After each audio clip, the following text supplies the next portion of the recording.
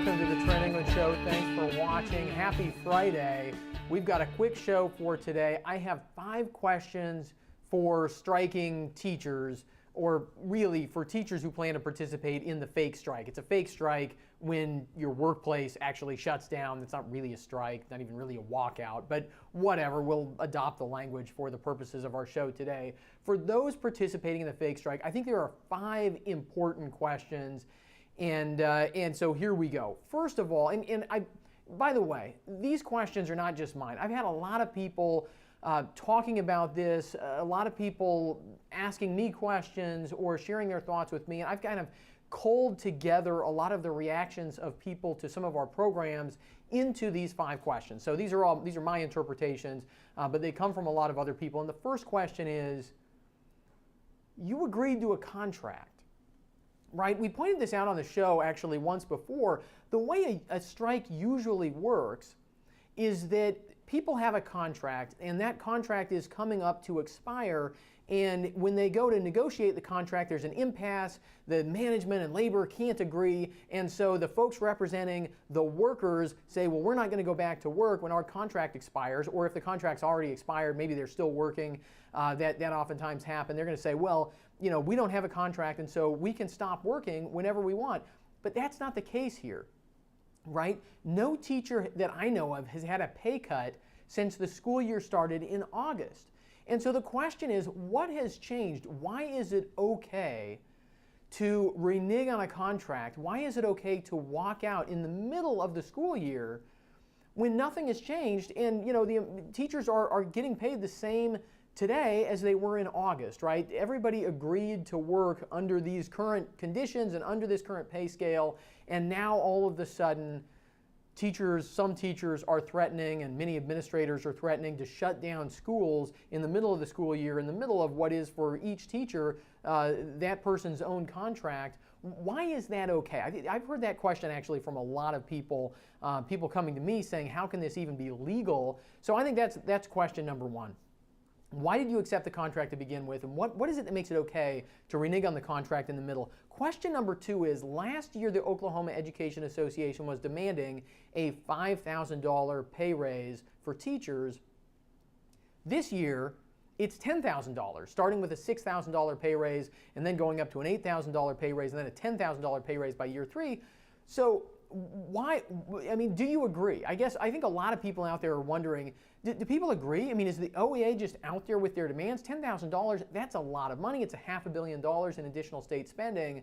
So I think one important question for teachers is, why $5,000 to $10,000? What is the difference? Or do you just disagree with the OEA? Why do we have that demand suddenly doubling in just a year period of time? Okay, question number 3. It seems like the Oklahoma Education Association and a lot of the interest groups out there only want to talk about money, even though the Oklahoma Department of Education found that teachers care about a lot of things other than money, even though the Tulsa World Survey found that, frankly, according to their survey, more teachers have left the profession due to things other than money than have left the profession due to low pay, right? So if you're a teacher, if you're preparing to walk out of school, walk off the job, is it just about money? And if it's not about money, what are you going to do to make sure you're not co-opted by the Oklahoma Education Association, co-opted by administrators? We've talked about that on the Trent England Show. A lot of school administrators want to make it all about money because there they can point the blame on somebody else. But if it's about conditions in the classroom, there's no question that local school administrators share some of the blame, most all of the time, for conditions in the classroom and for not backing up teachers. So teachers, I think, have an obligation, if it's not all about money, to make sure that your voice is heard on that. And on that point, I think you're going to have a lot of support from the community if it's not just about money. And all the surveys show that for most teachers, it's not just about money. So that needs to be, I think, a clear part of the debate. So that's question number 3. So question number 1 is reneging on the contract in the middle. Question number 2 is going from $5,000 to $10,000. Why has that demand changed? Question number 3 is it really just about money? And if not, how are we going to make sure that people understand that? Question number 4 is, what about the kids? This gets glossed over all the time, and that's just not right? It's not enough to say, and I appeal to teachers out there to consider this. It's not enough to say, well, I'm doing this for the kids. You know, it hurts me more than it hurts you.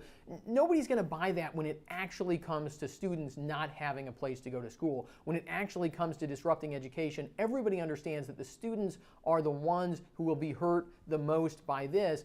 I've already pointed out, I got some fascinating blowback on social media, and I'm going to keep pointing this out because it seemed to be so provocative that I think it's important that, look, a lot of people want to compare the schools to families and want to pretend like teachers are parents. And, sometimes people in education want to play that up. Sometimes they want to play that down. But the fact that some teachers are willing to shut down the schools, some administrators are willing to shut down the schools, is a reminder that schools aren't parents, that parents actually have the moral duty to take care of their children, and schools don't have that moral duty.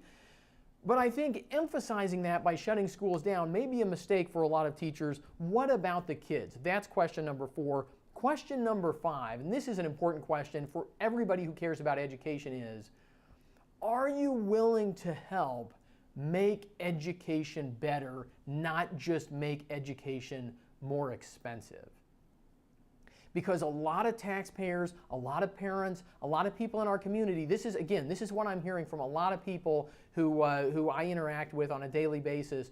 What about education? What are we going to get from this? What is going to happen? What is the assurance? Who's willing to assure us that our schools are going to be better, do better for the kids, not for the adults, but for the kids, if we make them far more expensive, right? We're talking about increasing spending on education by over $700 million a year, right? What's the return on investment? What do we get from that? And I know some folks, if you ask the Oklahoma Education Association, and this I think is the best example of why groups like the OEA don't really represent education. They're not about the end goal of public schools. They're about the process, right? They're invested in the process, but not the outcome. Parents, kids, and I think most teachers are invested in the outcome. We want the outcome for kids. The question is, what's the return on investment? What are we going to get for this money? And if you ask that to the Oklahoma Education Association, they get very upset. They get very frustrated. They say, well, obviously, if you spend more money, you're going to get better results. Nobody believes that. Nobody thinks that's true in our own personal lives. Everybody understands that just because you pay more for something doesn't mean that the quality necessarily goes up, especially if you pay more up front. Right, so the final question number 5 is, what do we really get for this investment? Right, and how can all of us assure taxpayers that if we're going to spend more on our schools, that we're going to get better results? And I know that is the hardest question to answer because it's also the most important question that there is. And there are answers to that question. I don't put it out there because I think it's impossible to answer. There are answers to that question. But I'll throw one in. So our questions are, I'm going to throw in a bonus question here in just a minute, but our questions are reneging on the contract, doubling of the demands, talking only about money, what about the kids, and what is actually the return on investment for the public, for taxpayers, especially if some aspect of this is going to go to the ballot. Proponents are going to have to explain that. And I think this is where a lot of teachers need to be willing to break with the OEA and actually engage their communities in conversations about education. Here's my bonus question. My bonus question is, will you help us? Because at the Oklahoma Council of Public Affairs, at OCPA, we have been working for years to get teachers a pay raise without raising taxes or with minimal tax increases, to raise teacher pay by making government more efficient, by trying to expose things like the waste at the Oklahoma Department of Health, like the mismanagement of funds at the Oklahoma Healthcare Authority, right? We have all of these examples of state government wasting money and in some cases really defrauding taxpayers or service recipients. We know that this goes on. We know that there's waste in government. And so I think that the bonus round question here for people who want to help give teachers a raise is, will you help those who are trying to make government more efficient, make government better for taxpayers, with taxpayers, not just on the backs of taxpayers?